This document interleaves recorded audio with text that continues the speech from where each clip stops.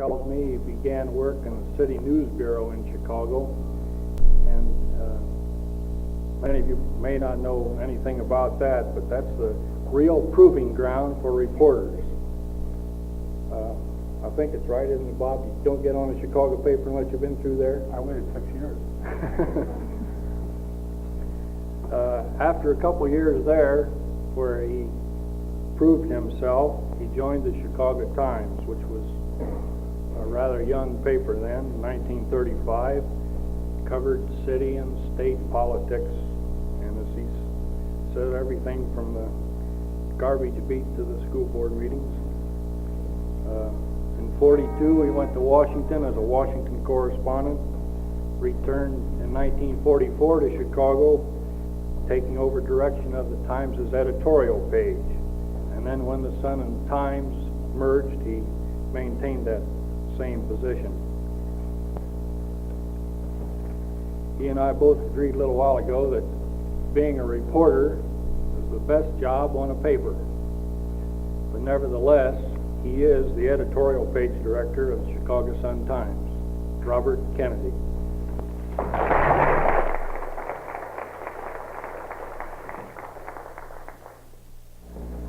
Thank you, Mr. Hill, and Dr. Engelhardt, DuPont, and fellow journalists.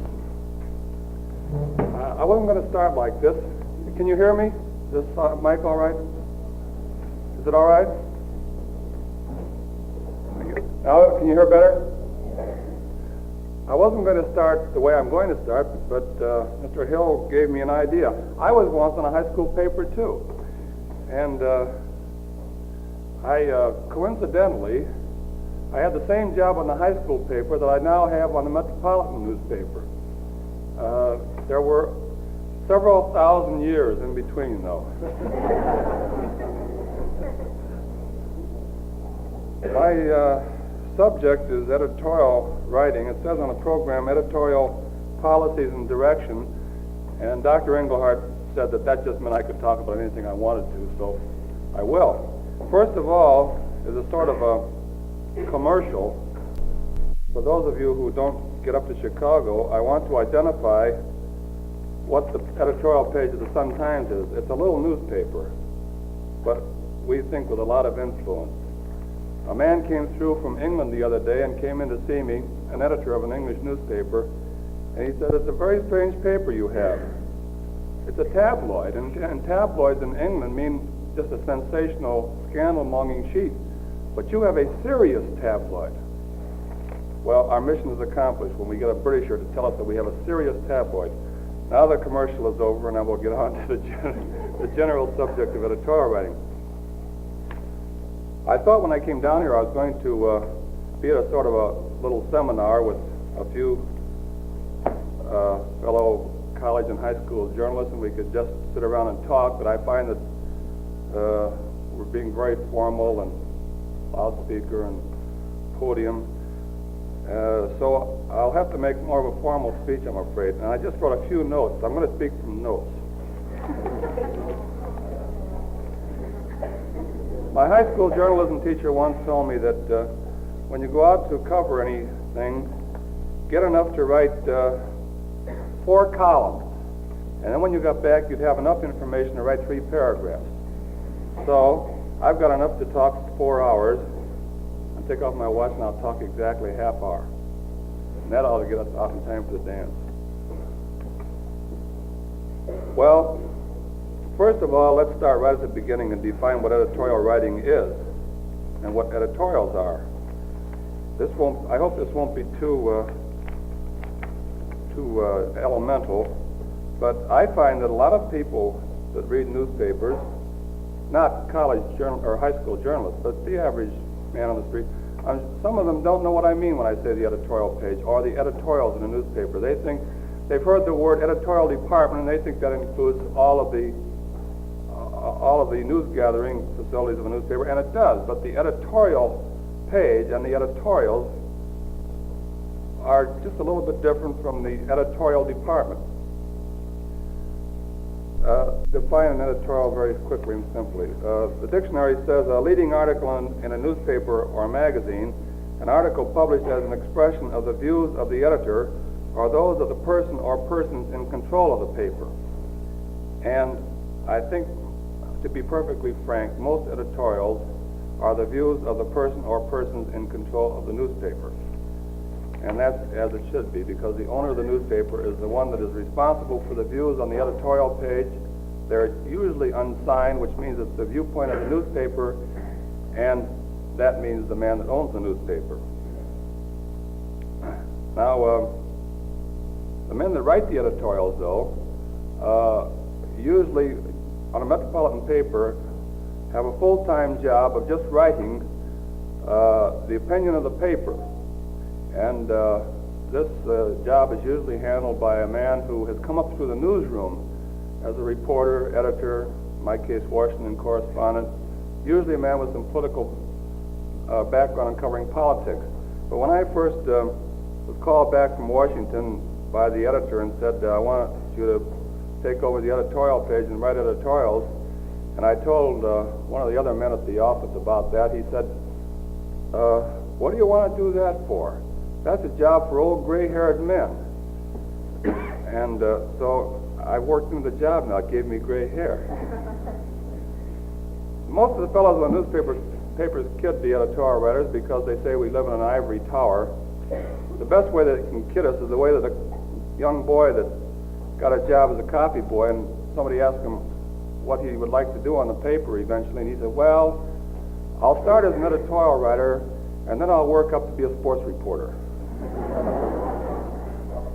And then the fellows around the city room, they say editorial writers. When a good reporter loses his legs, so he can't be a good leg man anymore, they make him put him on the copy desk. And then when he loses his brains, they make an editorial writer out of him. But as a matter of fact, I think that the rest of the fellows on the staff rather envy editorial writers because they think they have a soft job. All they have to do is write a couple of editorials a day and they're through. And what I want to tell you is what goes into the writing of the editorials and why it gives you gray hair. And also, just as a little serious note, I want to tell you what Horace Greeley said about the satisfaction that you get out of writing editorials. He said the editorial writer who was not conscious of having first interpreted events, suggested policies, or corrected long-standing errors, or thrown a more searching light in the path of progress, has never tasted the luxury of journalism. It's the province of journalism to lead and to lead, and it's the editorial pages the editorial pages are the ones that are supposed to lead.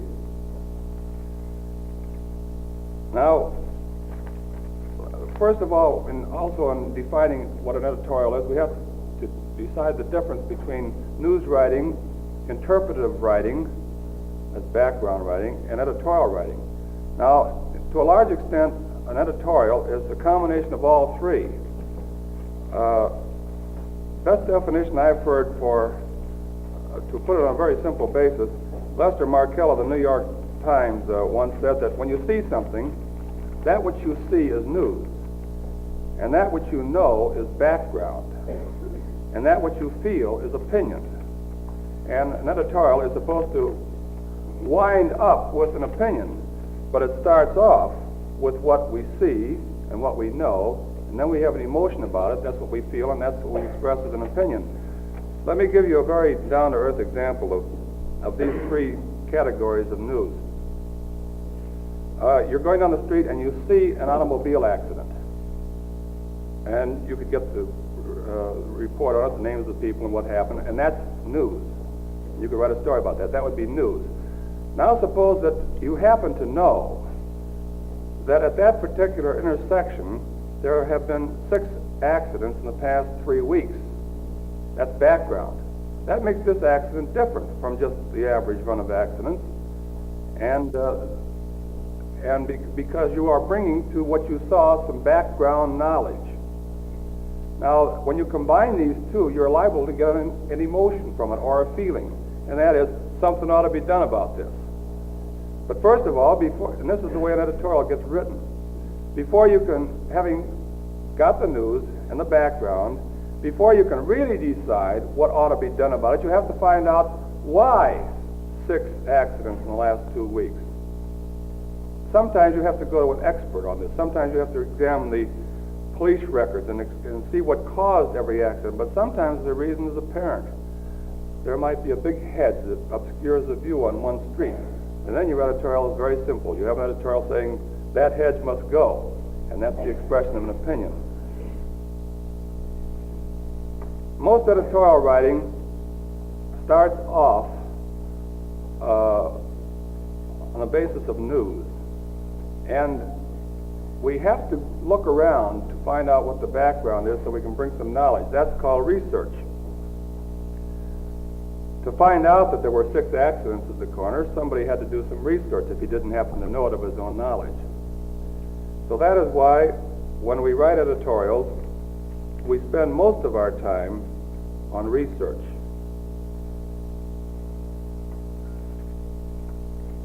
And that is why newspapermen and trained newspapermen generally are the people who write the editorials. Some people that have made a study of this thing and taken surveys have found out that probably 85% of the people who write the editorials in the newspapers of the country are men who have come up through the city room as reporters and as editors, and they wind up as editorial writers. And the other, did I say 85%? I think that's what it is. The other 15% are probably specialists who became editorial writers through some specialty. They might have come by way of a university.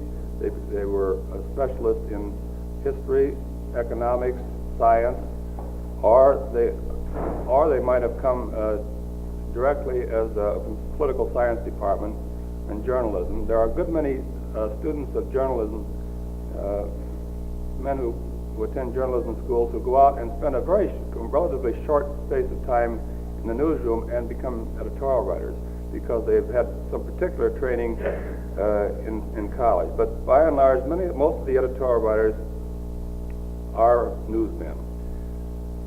One of the reasons for this is that you have to be a good reporter in order to be a good editorial writer. And the reason that is so, because a person's opinion is only as good as the information on which it is based. And the trained newspaper man learns to get, or should learn, to get accurate information. And after he spends a few years doing this, and he turns to editorial writing, and his first job is to gather the information and the background knowledge before he forms a conclusion, he has been trained to accuracy, and not just, I think this. You get your opinions from what you know, not the other way around. So many people say, don't talk to me about that. My opinion is made up. I don't want to be bothered by the facts. We're supposed to do it just the other way around. We're supposed to get the facts first and then come to the right conclusion. I want to tell you what, if I can find it in the sheet of notes here, why newspaper men and why men who write newspapers are qualified to express an opinion. People say, well, why should a newspaper editor have any more right to tell us what we should think about things than anybody else? And that isn't necessarily a profound statement, because we're told what to think about things by a lot of other people besides newspaper people. We hear what to think about things that affect our lives from the pulpit, ministry. Men in public life are telling us what to think. Radio commentators and anybody that can get a public forum have a right to tell us what to think. But newspaper people, newspaper editors particularly, I think are qualified to try to guide the public, because that is their full-time job. They spend all of their time analyzing, studying, searching for the truth behind the news, while other people are out doing other kinds of work. Bankers, streetcar conductors, they spend 8 hours on the kind of work that doesn't let them sit down and write or read all the news that's going on in the world. So there's what Mr. Merz of the New York Times, the editor of the New York Times, said. If he is alive to his responsibility, the editor studies the news more carefully than any possible reader of his paper. He puts together items that are seemingly not linked and looks for trends that are not always evident on the face of the news. He reads a good many books, talks with as many enlightened people as he can, uses his personal contacts for enlightenment. He tries to equip himself to interpret the news just as an architect equips himself to interpret buildings, or a physician to interpret what he sees under a microscope in a blood smear. He takes it as his duty to tell his readers what, in his opinion, the news signifies. He does not always succeed, even within the limited scope of his own opportunity, but he lives in a large, he lives in a large enough, but in enough number of cases, he tries to establish a pattern of effort. Well, anyway,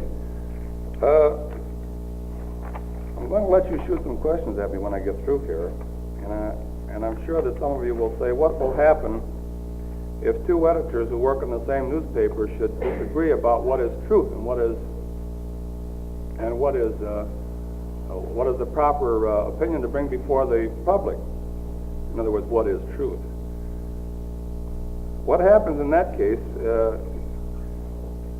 they usually compromise their differences just like we do in all of our life situations.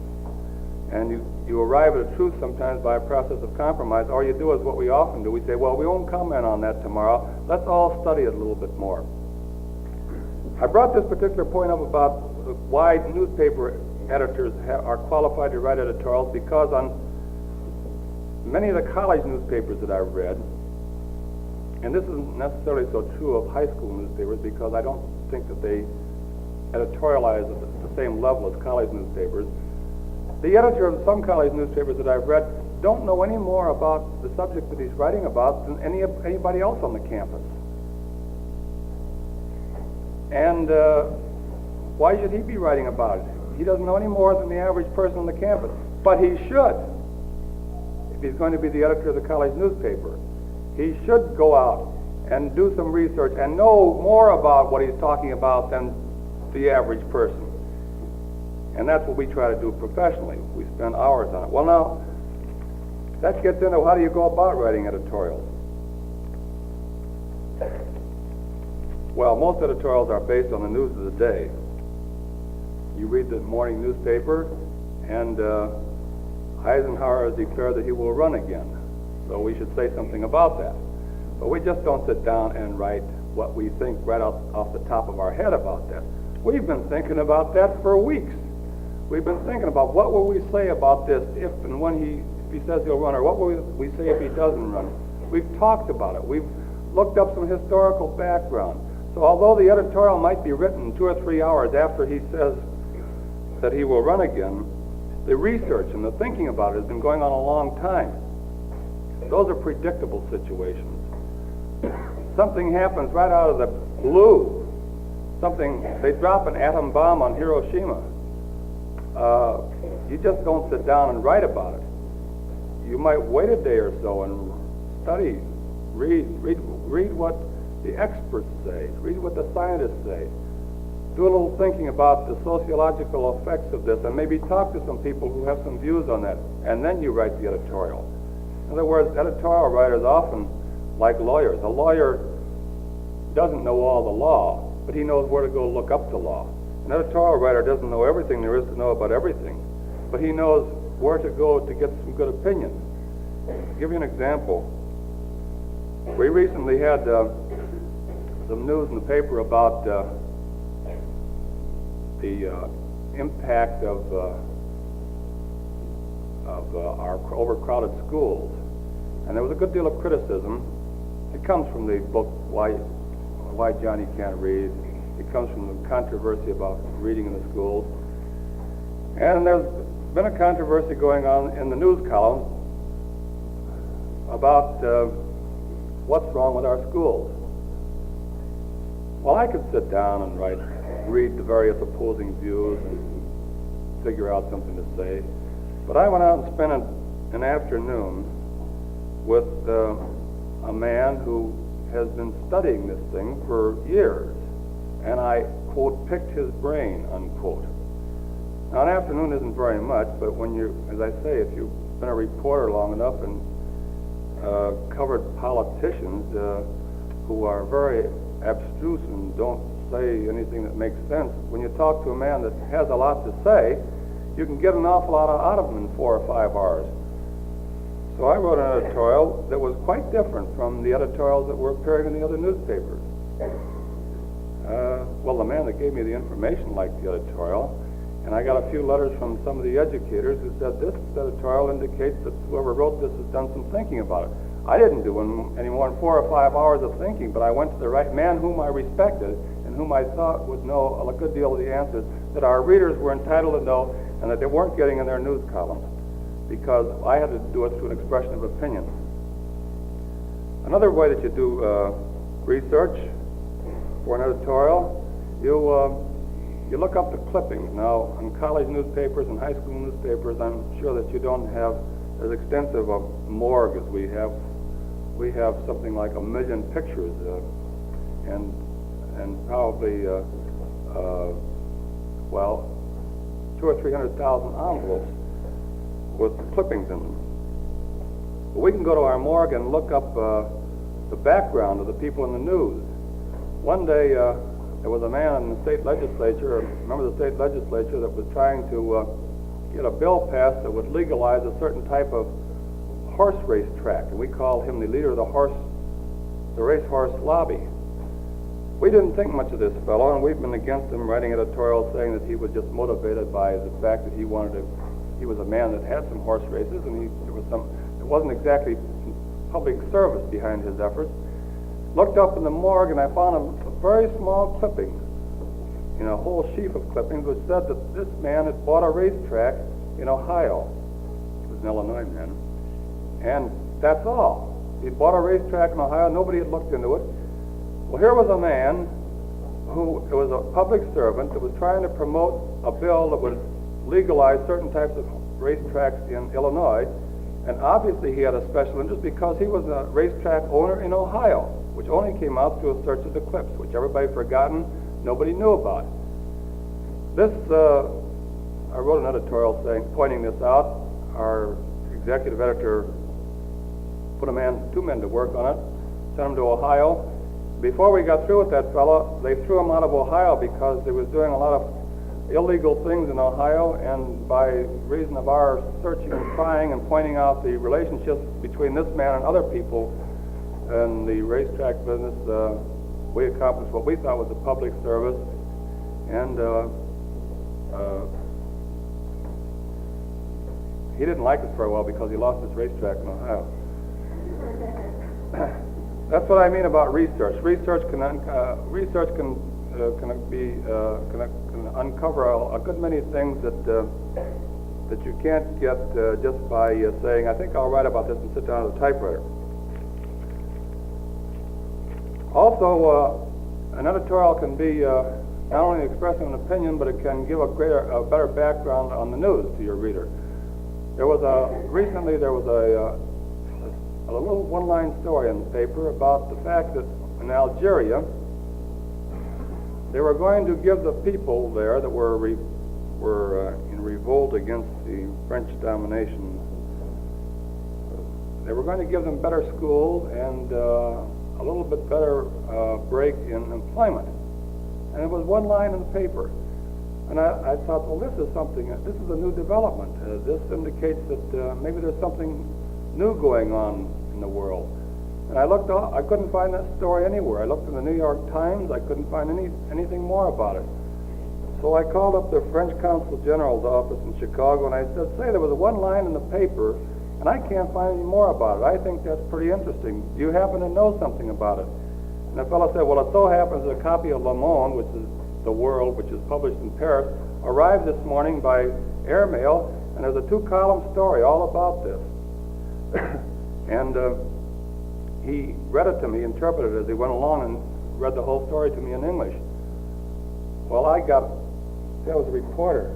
I got really a scoop out of it because nobody in the United States had printed this story. For some reason, the wire services hadn't carried this, and it told in great detail the plans that they had, the political implications, and so on. I don't know whether many of our readers were very interested in it when I wrote a long editorial explaining a lot of things, but I thought this was a public service because we were printing something in our editorial columns that hadn't appeared anyplace else. Now that brings us down to the point about what do you write about. You write about local affairs, and most newspapers ought to be leaders in their local community, and they ought to be after the city hall crowd, or they ought to be after the police department, keeping them on their toes, and they ought to be after the Chamber of Commerce to keep the city on its toes. They ought to be after the labor unions and the employers to keep the peace and not be fighting. But also, the newspaper has a duty to see the world as a whole and to comment on events in the world as a whole. We have a saying in the newspaper business that when an editor hasn't got the courage to talk about what's happening in his city hall, he sits down and writes an editorial about what's happening in Afghanistan. And we call that Afghanistanism, because we don't have many readers in Afghanistan who are going to stamp into the front office and say, "What do you mean writing that about us?" But there is a reason why newspapers in big communities and small communities ought to write about what's happening in the world and express an opinion about it. Number one, it informs the readers, and it gives them a better understanding of what's happening in the world at large. But there's another reason. Every time a newspaper expresses an opinion, it adds one drop to the whole ocean of American public opinion. And in a democracy, there must be an enlightened and informed and opinionated electorate so that it can handle its own affairs. When one editorial is written about Afghanistan, it adds to, as I said, the ocean of public opinion about Afghanistan. And if there were no drops, if all the editors decided, "Oh, well, what's my little voice? What difference does that make? I'm not going to change the world." If all of the editors took that attitude, there would be no ocean, would there? And there would be no way of judging and guiding public opinion except perhaps by a Gallup poll, but the Gallup poll would come up against a public that had no opinion. And they wouldn't, and instead of saying 19% no opinion in the Gallup poll, it would say 99% no opinion. So that gives you an idea of how we feel about our role in American scene. Then you might say, well, who reads the editorials anyway? You write them, who reads them? Well, the American newspaper publishers are very much concerned about that, and they pay a lot of money to find out who reads their editorials, because it doesn't make any, there's no use in writing something if it isn't read. The surveys show, and these surveys have been conducted over a number of years, they're conducted among newspapers, big newspapers, small newspapers, and on an average, 34% of the men and 22% of the women read the lead editorial. That is the most important editorials on a newspaper. On our newspaper, we're happy because it amounts to about 39% men and about 27% women. But we think that, modestly, we say that isn't because our editorials are so much better, easier to read. They're so much easier to find on a small paper.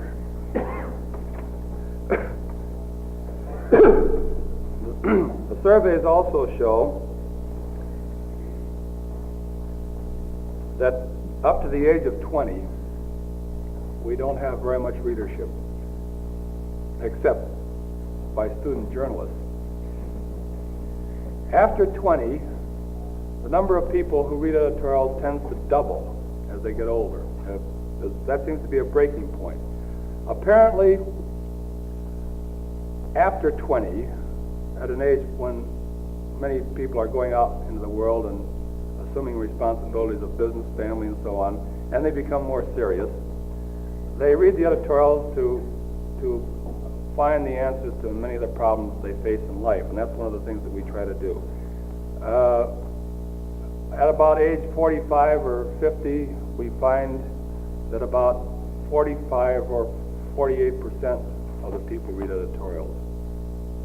Also, people who are opinion makers in the community tend to read editorials. I suppose so that the next day at the Rotary Club they will have an opinion to express to the man that's sitting next to them.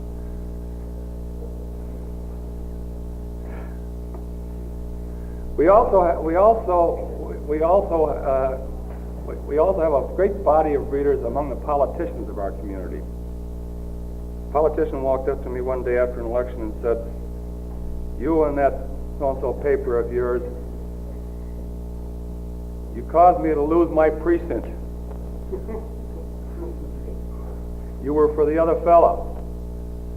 We do like to think that we have some influence politically, but I don't think that newspapers on a national scale carry a good deal of weight. That is, if you're going to vote for Eisenhower, you're going to vote for him, I think, regardless of what your hometown paper says about him. But I think that's largely because we have a better informed electorate, and I think that people make up their minds independently of what the newspapers tell them about matters like that. We do have some effect. But on a local level, on our recommendations for local officials and on local issues, we can show that the editorials have a direct correlation to what happens at the polls. We figured it out that a vote, if we endorse a candidate for a municipal court judge, it means 50,000 votes for him. Because people don't know anything about the judges. They say, "What does the newspaper say?" Well, if they say he's a good man, he must be all right. That's a great responsibility. The way we discharge that responsibility is to do what the average person ought to do if he had the time. We read all about him, read his background, and we interview him. And the newspaper editors are one of the few types of Americans, I suppose, who can call a judge up or a politician and say, "Would you like to drop over and see me this afternoon? I'd like to talk to you about running for re-election." "What time?" "I'll be right there." You see, it gives us a great satisfaction of thinking we're pretty important people, but actually, if I was to be called in the front office tomorrow and the boss would say, "You're through. You made 2 mistakes last week," and he put somebody else in my place, and I would call up the judge and say, "Judge, you remember me, Kennedy?" "Yeah." Sure you're not there anymore. What do you want? Hand out a job? It's not us, the paper. And the paper means you. As you probably heard from Mr. Pulliam this noon, the thing under which we operate, the Freedom of the Press Clause of the Constitution, is not something that's given to the people who own newspapers. It's given to you. It's given to the American people.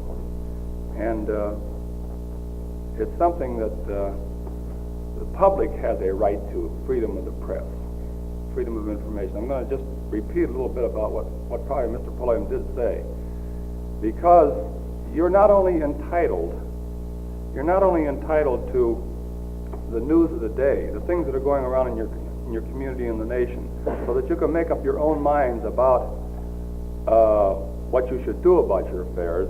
And you have to have information, just as we have to have information to make up our minds about an editorial, you have to have information to make up your minds about your lives as citizens. You have to have information about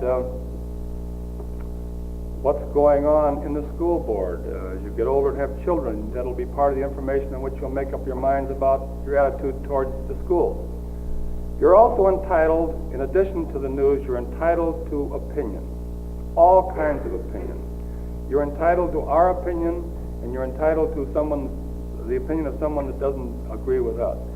That's the reason why most newspapers run columnists who don't necessarily agree with the paper's policy, or they run letters from the editor, letters to the editor from citizens who disagree with the policy of the paper. This is good, because we should have in this country all kinds of exchanges of opinion, and that's the way that we come to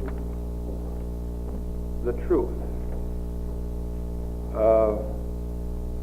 think it was Milton said,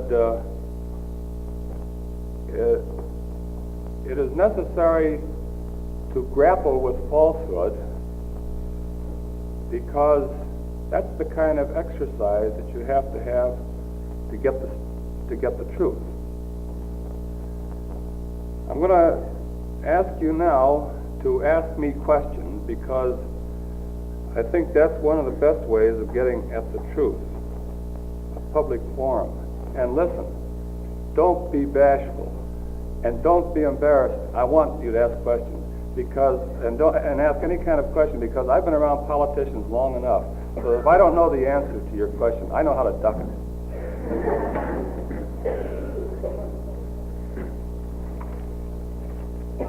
Maybe a question from the city editor.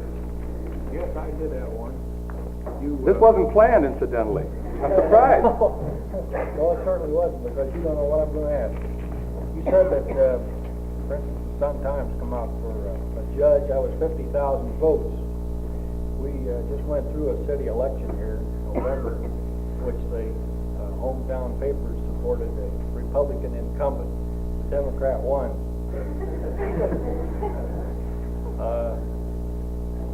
It could be explained, I suppose, as a kiss of death sort of thing. The sort of thing that the Chicago Tribune comes out for Dewey and Truman wins again. Can you explain that? Well, I don't know the local situation, but I would say that if a newspaper has a reputation for coming out for a man because of his party, and always supports the same party, and always supports the candidates of the same party, the public is liable to say, well, we'll have to make our own investigation of this, because they're just supporting him because he's a Republican or a Democrat. I also think that in a smaller community, that people probably know a good deal more about the candidates than they do in a big city. But at the same time, I hate to say this, but it is sort of an indictment of the paper's judgment of the candidates. Now, It wasn't my decision.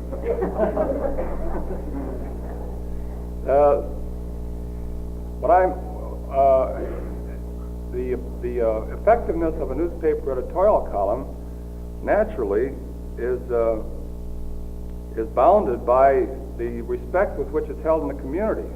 And we often are inclined to think that the only way we measure that is by elections. Now, we're supposed to write editorials about things that are of interest to the people, things that concern them every day, and too many editorial writers think that people go around talking about politics all the time. They don't.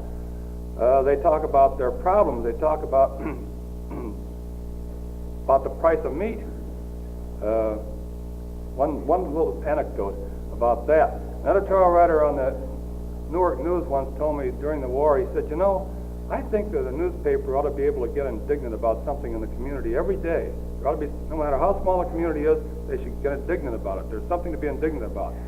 I went home the other day, though, and my wife said to me, John, I want you to come over to the butcher shop and give that butcher a piece of your mind. I want you to be real indignant with him, because he hasn't been very nice to me lately, and I want you to tell him off. And John said, darling, I get paid 8 hours a day to be indignant. I'm not going to come home and do it on my own time.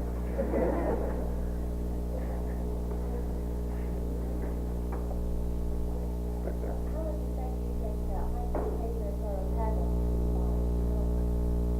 Well, I would answer that the same way I answered question there. They ought to have a good deal of effect. But if they don't, it's the fault of the high school paper. Now,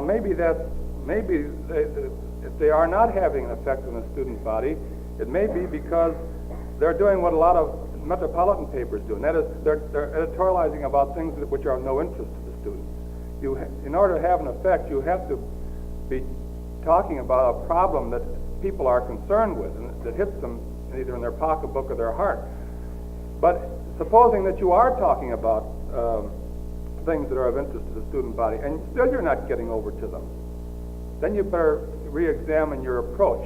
You might be talking over their heads, you're not being persuasive, you haven't done enough homework, because all you're maybe saying is the same things the students are saying to each other. And the editorial writer should bring something new into the controversy, a new approach. Arthur Brisbane once said that all an editorial writer did was write about whatever everybody knew about anyway. But that isn't true, and he was just as inconsistent as some editorial writers are, because a little bit later he said an editorial writer ought to lead the community, and most of them do. Be better. You right in front of you here. You got a question? Yes, I'd like to know who selects the letters to be printed in the paper as the letters to the editor? On my paper, I do, because I'm in charge of this page. On most papers, the editor of the editorial page is responsible for the letters, but often he doesn't make the personal selection. If he has a large staff, and some editorial pages have 6, 7, 8 people. St. Louis Post-Dispatch, New York Times, big newspapers. We have 2. Then there's somebody on the staff that's delegated to do that. Then it isn't very likely that a letter to get in that actually opposed to you in every direction because it's the written newspaper. Depends on how honest the editor is. How much he really believes what I've been saying, which is we really think that we ought to express all forms of opinion. On the Chicago Tribune and on the Sun-Times, I'll say this, because people think of us as being on opposing sides of the fence. We both go out of our way to put in our letters column letters that disagree with us. Now, this is with some kind of, there is a limitation. We will not, no newspaper, now let me tell you what it is. No newspaper will print a letter which is in bad taste, or which is just pure vindictiveness. Dear editor, you louse, that sort of thing. Some newspapers do, and sometimes we do, too, just for kicks. The New York News, which is a tabloid, runs a lot of those letters, but that doesn't contribute to public understanding or enlightenment. But when we get a letter that says, look, you said this, but this is what I believe, and makes a pretty good case, we're happy to get those kind of letters, particularly if we can think of an answer to it and run it, too. But many newspapers also have a rule that in any exchange of controversy between the reader and the editor, you have an editorial, the reader answers it, you answer him, the reader gets the last word. Some of them actually have that rule because you own the newspaper. You can always have the last word. Be big about it. Give the reader the last word. Well?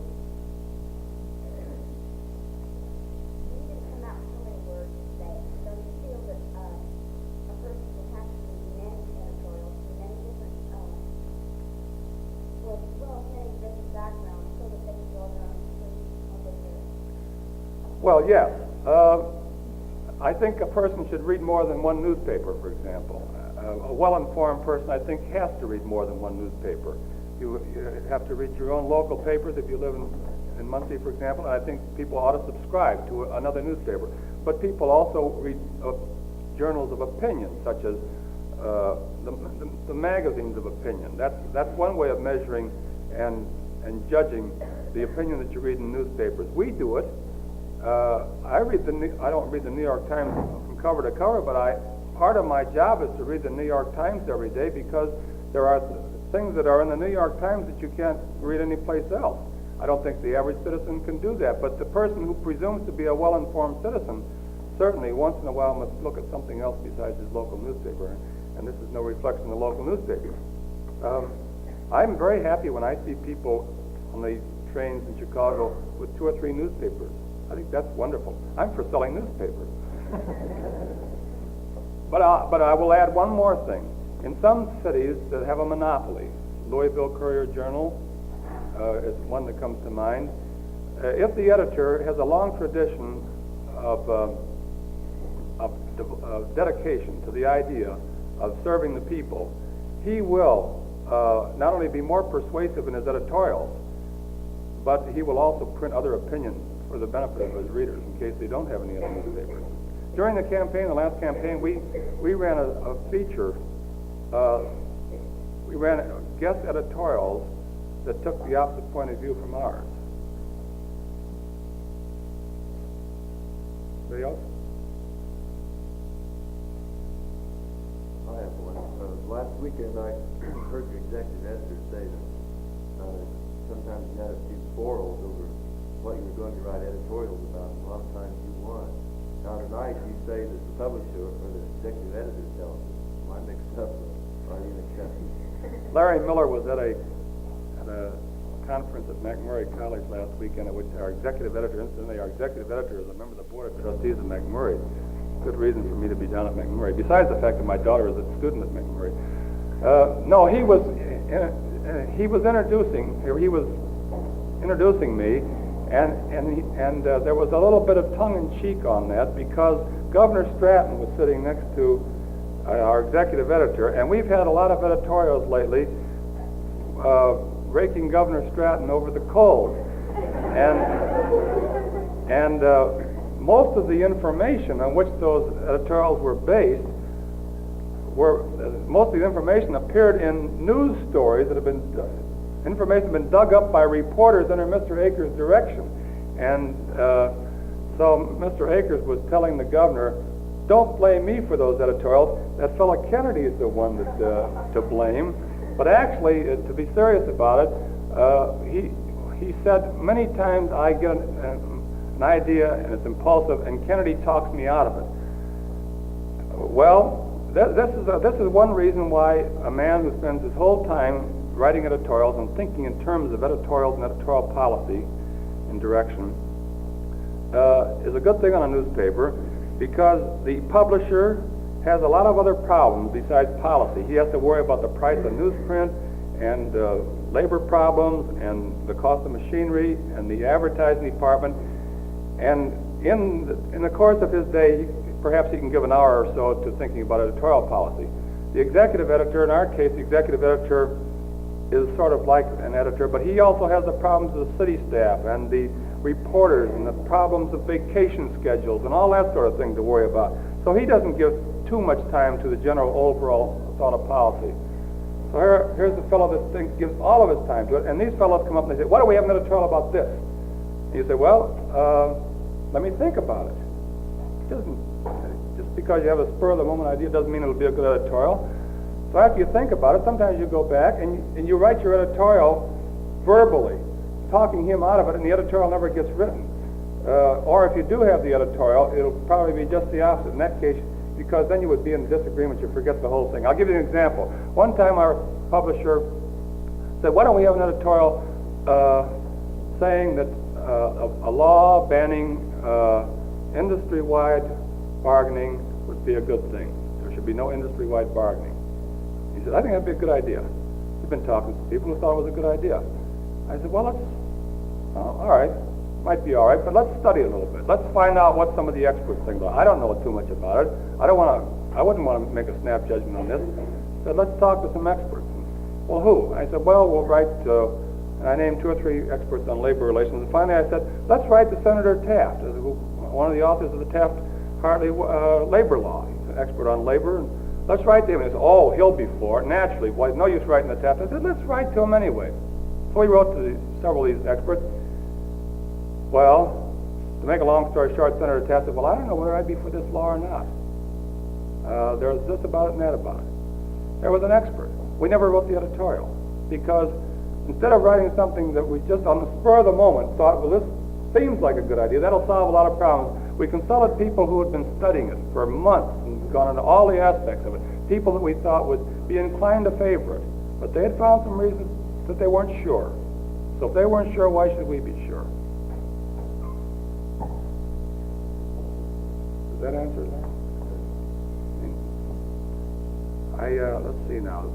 I've been standing here exactly 45 minutes. Don't you think it's time to clear out the room, or has anybody got any more questions?